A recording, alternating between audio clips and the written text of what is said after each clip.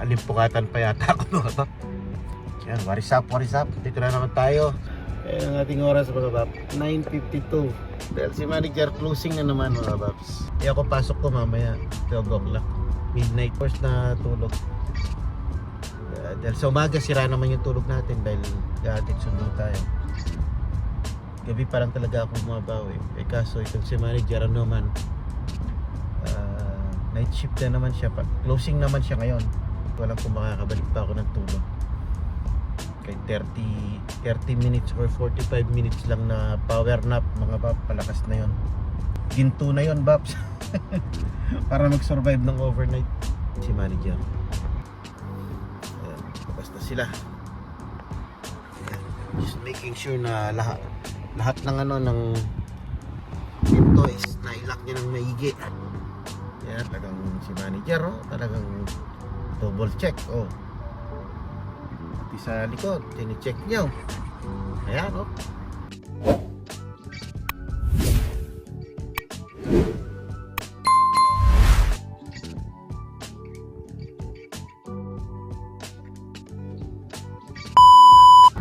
ba talaga yung manager no? Woo! Ba talaga yung manager talagang double check no manager? Siyempre, nakakapagod. Ako yung sisi sa akin yung kaya yung gusto mag-manager dyan kailangan maingat. gawin mo yung trabaho mo. Hindi, patay ka. Malaking responsibilidad na manager. Kaya nga manager. Goods. Uwi na tayo niyan para kaidlip ako ulit. Mas madali yung cellphone kasi anytime, anywhere. Kaya dito tayo sa McDonald's. Order tayo ng pagkain ng mga tidos. Huwag na drinks, magkakape na lang ako to.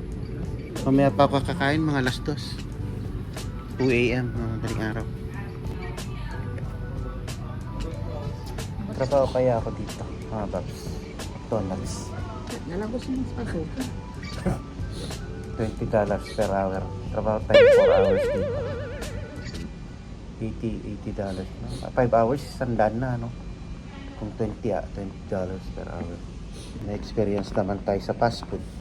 Kaso manusbid tayo dito, mga bab. Araw-araw makipag-usap ka ng English. Isa pa lang ang pumunta. Yan si manager. Araw-araw nakikipag-usap ng English. Magaling ka na kasi mag-English. No? Oh my God. Customer kay yan tawag doon, communication. Ako kasi residents, di naman masyadong kinakausap. Hindi ko naman masyadong kinakausap. Lalo na ngayon, pang gabi ako, tulog sila lahat. Yan ang order natin mga paps.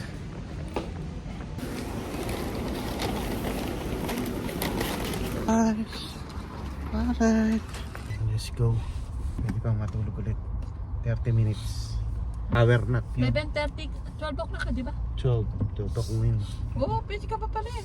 Pwede 10:30 ako pa. umalis ng 11:30. 11:30. Pero kakain. Sana kung di-switch ka lang na gano'n. Oo nga. On, off, tulog. Tapos gising, tulog. Ikot ka pa sa sa higaan, tapos cellphone ka pa. Pag malapit na yung oras doon ka maaantok. Gandang mamasyal ng gabi. Yo, mga kapuyaters. Let's go. Pasok na tayo. Hindi na ako nakatulog mga paps. Alanganin na Ay. So second night na natin mga paps. Second night.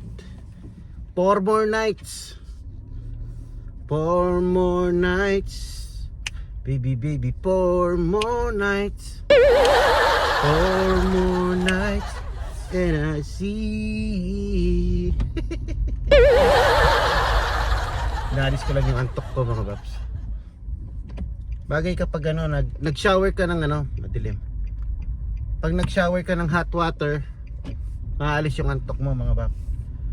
Pero hindi ko alam kung hanggang kailan. kung makaka-survive tayo na naman ng overnight. Kaya yan mga bap, kapuyaters, let's go. Tingnan natin doon, magkakapit tayo mga baps. And yeah, may baon pala akong Hindi ko kinain yung McDonald's ko Ito. Yung aking burger. Kainin ko dun mamaya. Magra-rounds muna ako tapos pero gagawa na ako ng kape para pagtapos ko nag-rounds ready na yung coffee and yeah. Yun, dito na tayo sa work mga kapuyaters. Bukas na lang, update ko kayo bukas. Yup, tapos na naman ang 8 hours mga bab. Woo! Tapos na naman ang ating duty. Second night, 3 more nights mga kapuyaters. Yan, mga babs, oh, almusal tayo. Yung cover natin na ano, tinola. Sarap. Meron pa tayong giniling. Oh. Bago matulog. Kain muna. Mga kapuyaters, let's eat. Kinito? Wow! Pero pa rito, oh. Wings, in air fry lang pala. Ang galing ah. Ganyan lang pala mag-inasal si panganay eh. Kahit di ka na mag-grill. Pwede rin pala, no? Ako hindi ko alam gawin ito. Ang alam ko yung ginigrill mga paps. Si manager, dito na naman kami sa Golden Fresh. Bibili na naman daw ng favorite niyang hopya. Kanyang favorite na hopya dito.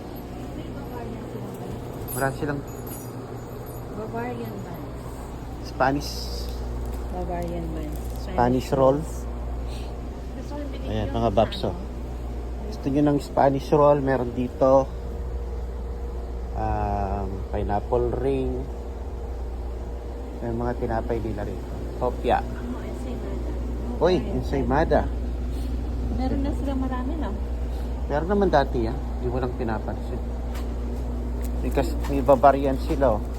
Parang gusto ko. Parang masarap to. Cream buns. Meron siyang sa gitna. Malambot siya. Sige po. Kuha ka. Ito, bumibili kami dati nito. Pero walang palaman sa loob. Hello. Meron silang mga Pilipino din na dito. Ang favorite namin, hopya. Hopya taro. Hopya munggo. Hopya baboy. Ay, Pilipino ka te? Meron silang Ano po ng bibingka? Kasabaw. Gusto ng mga bata to nung bumili kami isa. Ay, oo. Sabi niya, ba't isa lang? Dalawa ate. Bibingka, meron sila. Yung nabili natin. Isa lang sa amin. Tsaka yung siopaw, meron sila Yung rito. bago. Ayan. Dito lang yan sa may Rileys. Meron yung Rileys. Mga babs, ayun lang yung Rileys sa may Standy Port. Yung mga Filipino products sila. Asit Canton, ayan, chippy, chipran. May butter bread din pa. Yung hinahanap kong bread na nasa yun sa Pilipinas yung pusit na wala rito. Pusit. Walang alamang, wala na. May pangapansit Canton.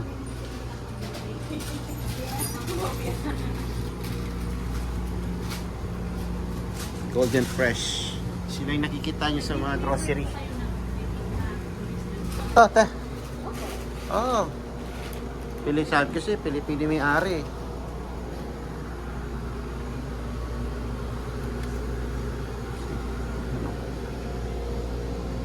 Si ate pala yung may-ari, ba't ako nagtanong, no? Kaalis lang. Kailangan kasi ka. Golden Fresh. Yan, punta na kayo dito. Namimiss nyo yung hopya. Ayan. Hopya baboy. Hopya munggo. Hopya taro. May bibingka pa ngayon, no? Kahit hindi Pasko, may bibingka sila. Nakasaba, mga ka. Siopaw. Dami yan. Oh, may jalapeno pa.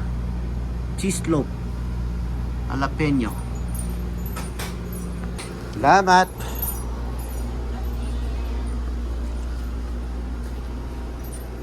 Let's go. Pinababa mo ko para mag-vlog. manager, oh. Nabili na naman ng hopya.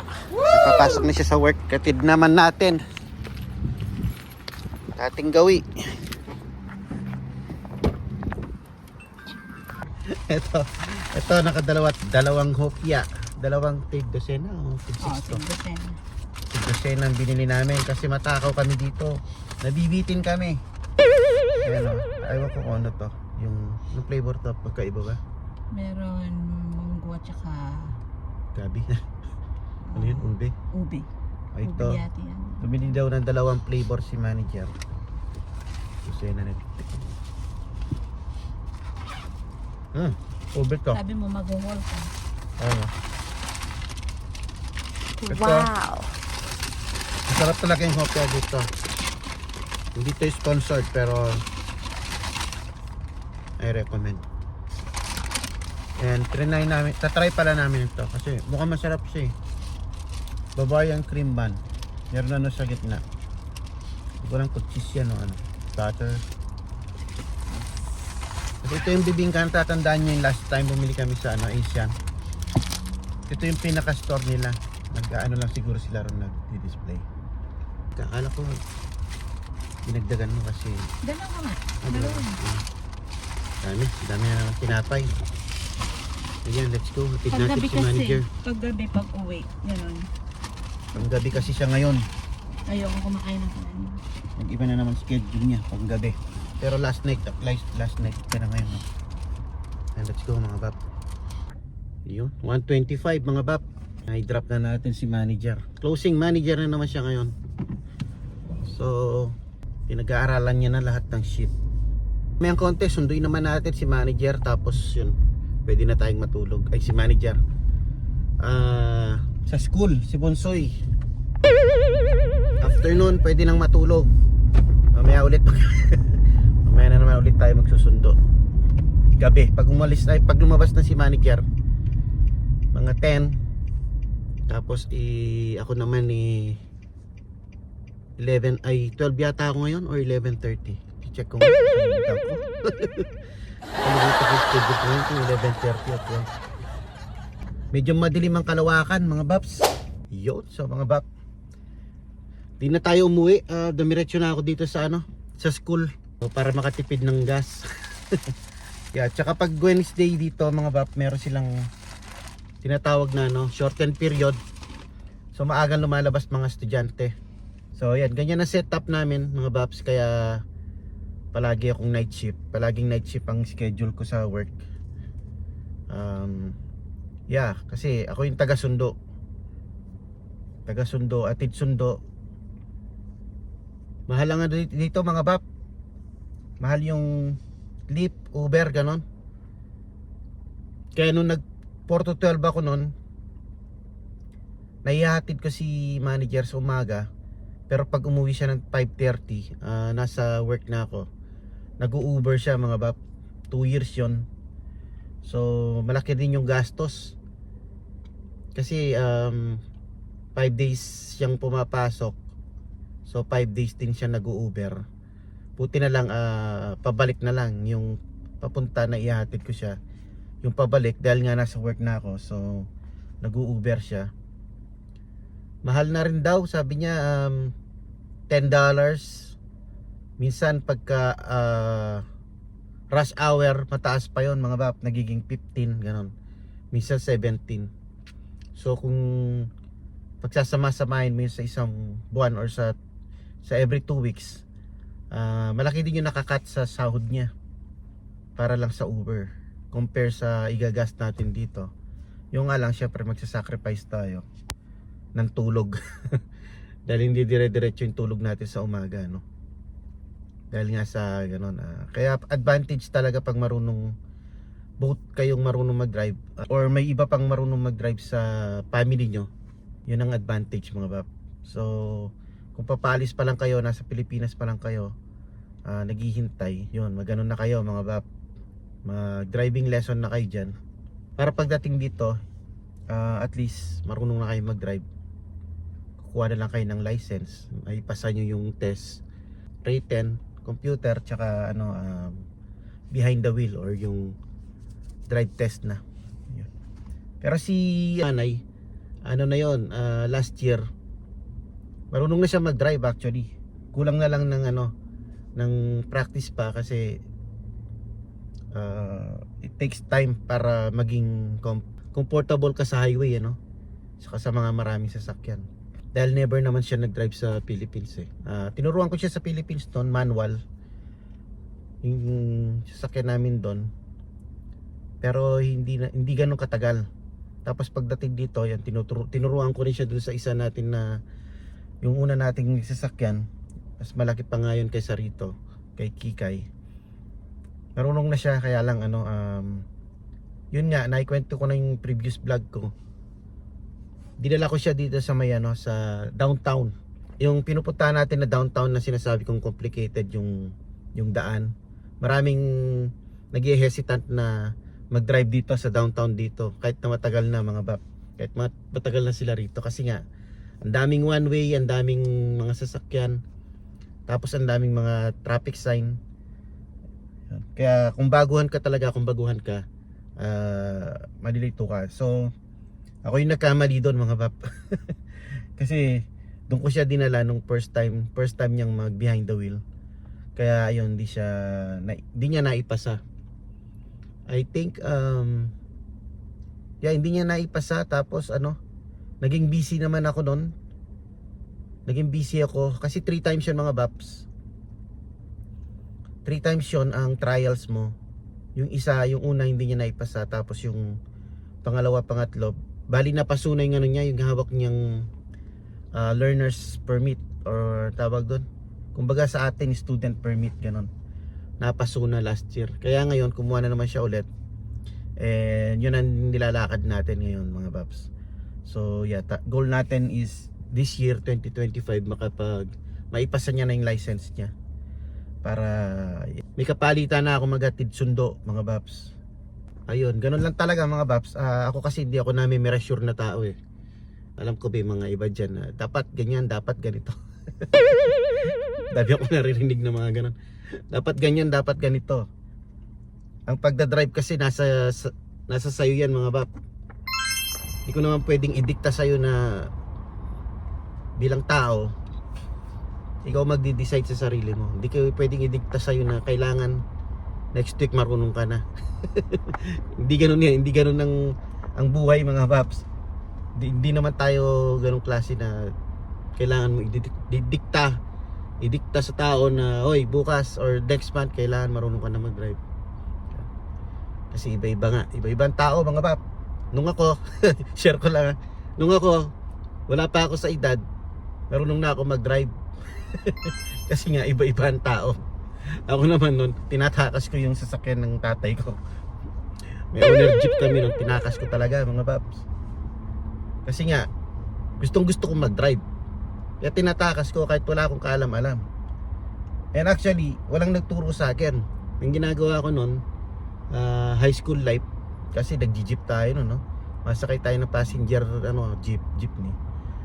Ginagawa ko is palagi ako sa dito sa harap ng driver. Dahil gusto ko mag-drive. High school pa lang siguro ako nun mga paps. Tapos pinapanood ko yung driver, pinagmamasdan ko kung anong gagalawin niya, kung anong pipindutin niya, kung anong i-move niya kasi sa Pilipinas, 'di ba, puro manual. Kung anong step by step na ginagawa niya. Tapos yun tinatandaan ko yun. Hanggang nagkaroon ako ng lakas ng loob na subukan sa owner namin. May naalala pa ako noon, nabagga ko yung yung antena, 'di ba? Uso yung sa Pilipinas yung antena na kawayan. Pag atras ko talagang tumbay yung antena. Pero diba, lesson learned. Buti hindi ko nabangga yung mismong pader ng ng bahay. Kundi baka wasak yung bahay. Pero hindi naman kasi yung nakapark siya sa sa yung space ng parking niya medyo pasikip, kaya hindi siya pwedeng bumilis. Kumbaga mabagal lang siya. Noon lang nagmaniobra ako, nag-atras ako. Nasaklit ko yung nasaklit ko yung kawayan ng antena. So yun ang example ng pag eager ka matuto sa isang bagay, pabilis mga paps. Kasi gusto mo So yun ang sinasabi ko. Kaya sabi ko, hindi ko pwedeng sabihin sa tao na bukas kailangan mo nang matuto. Ganun. Kasi kanya-kanyang ano yan, kanya-kanyang diskarte sa buhay mga babs. Tapos naalala ko yung ano, yung sasakyan nung kaibigan ko, kumpare ko. Bali hindi niya sasakyan sasakyan ng ano niya ng tito niya. Nakatenga lang dun sa bahay nila. Tinatakas namin eh. Kunin niya yung susi eh. Tapos itutulak namin, manual namin para hindi marinig ng tita niya. Manual namin pag medyo nakalabas na ng garahe, doon namin papanda rin. Ganun kalakas ang boat. ako nagda-drive. Tapos kung saan kami makakapunta mga babs, papasok pa kami ng Clark. Yung mga taga-Angeles dyan sa Clark Air Base, eh, di ba doon lang may mga sign ano, may mga stoplight sa Angeles.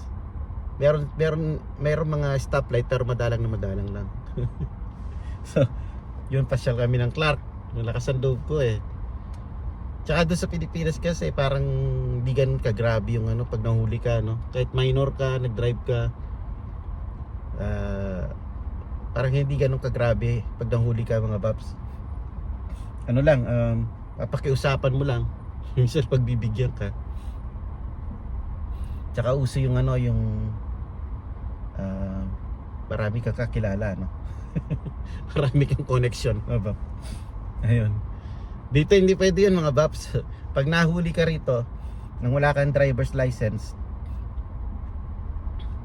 especially pag naibangga na involve ka sa accident tapos wala kang driver's license, oh my god, yung pati yung may-ari ng sasakyan na nakarehistro, pwedeng ma-provoke yung ano, yung ma-provoke ba ang tawag doon,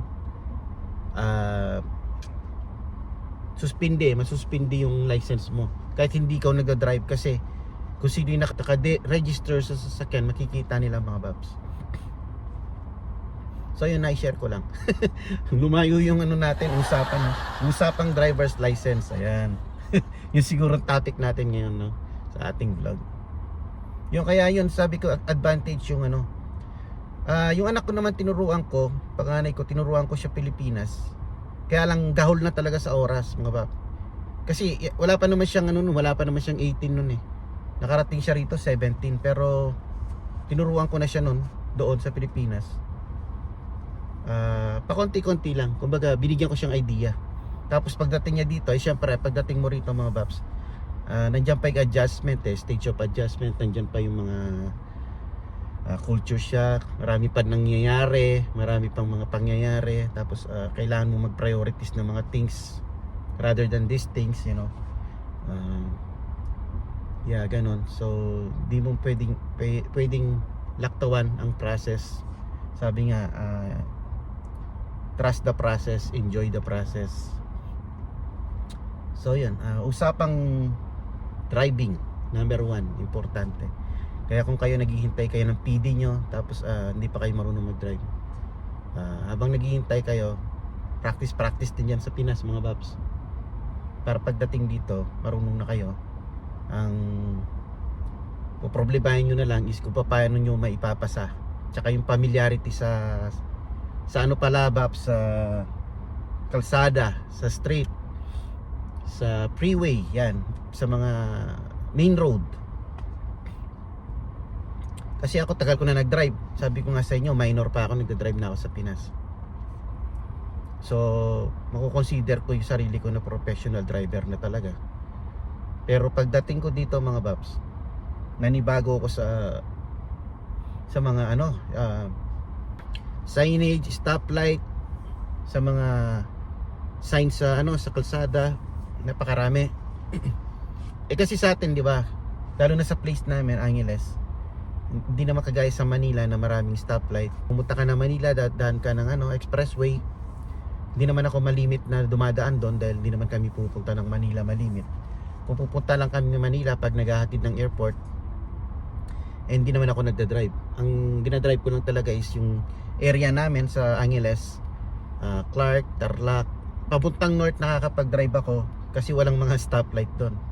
So meaning to say, hindi ako familiar talaga yung palaging may mga stoplight, may mga signage sa daan, mabibilis. Yun, kaya nung pagdating ko rito, nanibago ako sa mga daan. Yun ang isa pang tip ko sa inyo mga bab. Kasi yung mga ano dito nagiging sa Pilipinas, mostly yung dinadaanan mo is two-way, ano? One way ba ang tawag doon? Two way, yung magkasalubong. Ganun lang. Dito mga bab, may 4 lane, may 5 lane.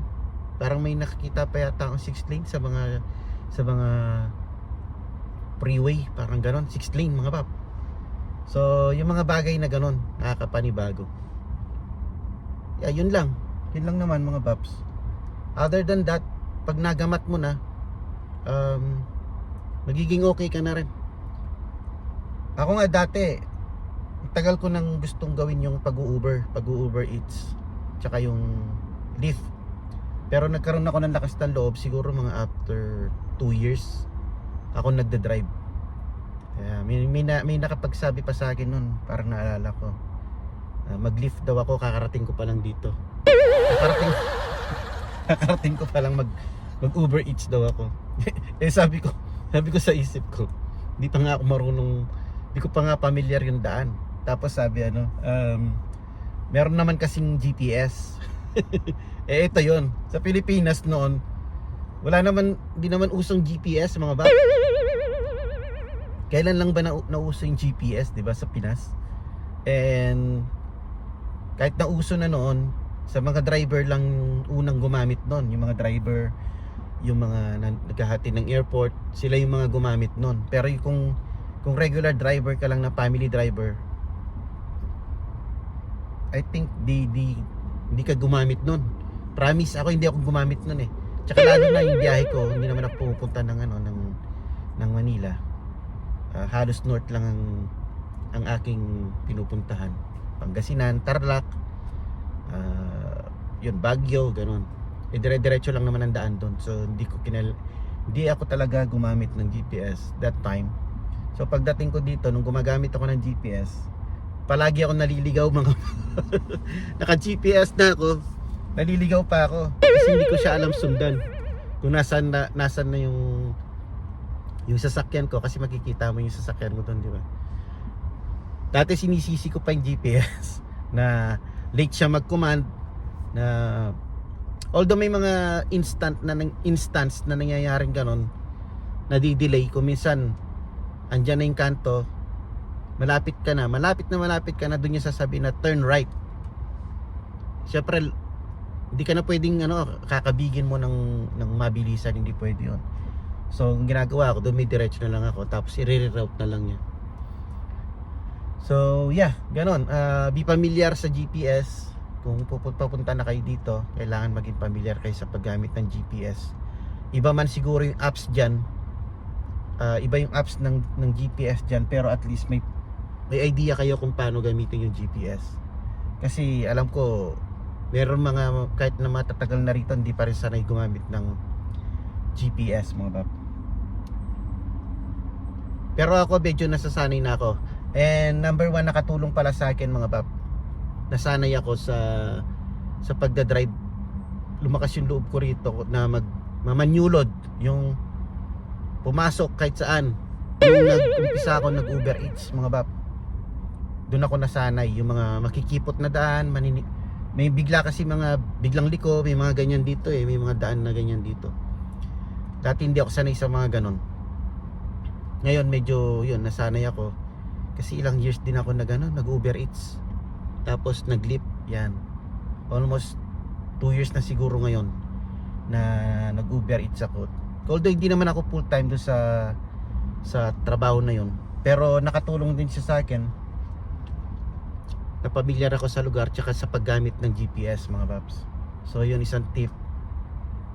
Kung gusto nyong gawin yon, bagay kung gusto nyong gawin, kahit kararating nyo lang, mayroon kayong lakas ng loob na gamitin, ay gumawa or gawin yung part time na yun, okay lang naman, nasa sa inyo lang yun.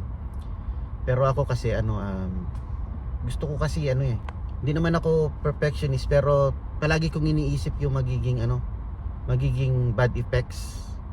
Kasi kung bago lang ako, bagong driver ako, tapos gusto kong mag-drive sa overeats tsaka sa lift, pero hindi pa ako sanay, palaging meron akong pangamba kung anong mangyari, di ba? So yung konting kinita mo, kulang pa sa ipambabayad mo sa nabangga mo or sa pangpagawa ng kotse mo. Buti kung ganun lang, kung ma-damage ka pa, no? Yung pagkatao mo, human being, ma-damage pa. So yun lang. Kaya hinintay ko muna na maging na ako talaga, familiar na ako sa lugar, tsaka komportable na ako sa lugar, kumbaga. Pero makikita niyo yung mga vlog ko before, nung nag-Uber Eats ako na nakakahatid ako ng Uber Eats, nakakahatid ako ng malayo na hindi na ako familiar sa lugar. Bumabalik pa rin ako dito talaga sa area namin. Hindi ako pumipick up doon. Kasi sa Uber Eats minsan na nandun ka sa malayong area, tapos bibigyan ka pa rin ng may lalabas pa rin na order. And kung kukunin mo yon, mapapalayo ka na naman. So ako, ang ginagawa ko noon, ino-off ko siya, tapos babalik muna ako sa area ko. Although alam ko magastos sa gas yung ganun, pero safety first palagi. Safety first pa rin ang priority ko. So yun, out of nowhere na nagkaroon tayo ng topic, importanteng driving. Driving is a must. Yun, driving is a must talaga. Out of nowhere meron tayong topic ngayon. So siguro dito ko na lang tatapusin ang ating vlog for today, or ang ating kwentuhan, mga paps. Dahil alam ko mahaba na to. Humaba siyang bigla. Insert ko na lang siguro yung mga previous days na may mga clips tayong nakuhanan. Hindi ko alam kung may insert ko pa yon, dahil itong kwentuhan natin is feeling kong haba. Ang haba na. So yun, maraming salamat ulit sa mga viewers natin, mga bap, sa mga bago natin subscriber, sa mga bagong na-meet natin ng mga Pinoy dito. Maraming salamat sa mga nagko-comment. Maraming salamat sa inyo, mga baps. Yes, patuloy tayong magbibigay ng mga information, mga tips, mga natin, experiences, and yung mga natututunan natin dito, i-share natin. So yun lang, mga baps. And pag meron kayong mga questions, pwede kayong mag-drop down ng inyong questions sa comment box natin, and sasagutin natin hanggat sa ating makakaya. Kung hindi ko naman kayang sagutin, marami tayong kaibigan dito na nakatira na dito ng almost 20 years or more than 20 years. So I'm sure na alam nila yung sagot sa mga tanong ninyo. So yan, mga baps, hanggang dito lang. And maraming salamat ulit. And please patuloy kayong sumuporta sa ating channel. Medyo nag-grow na yung channel natin. Tuloy-tuloy lang, trust the process and enjoy the process. Alright? And peace, mga bab.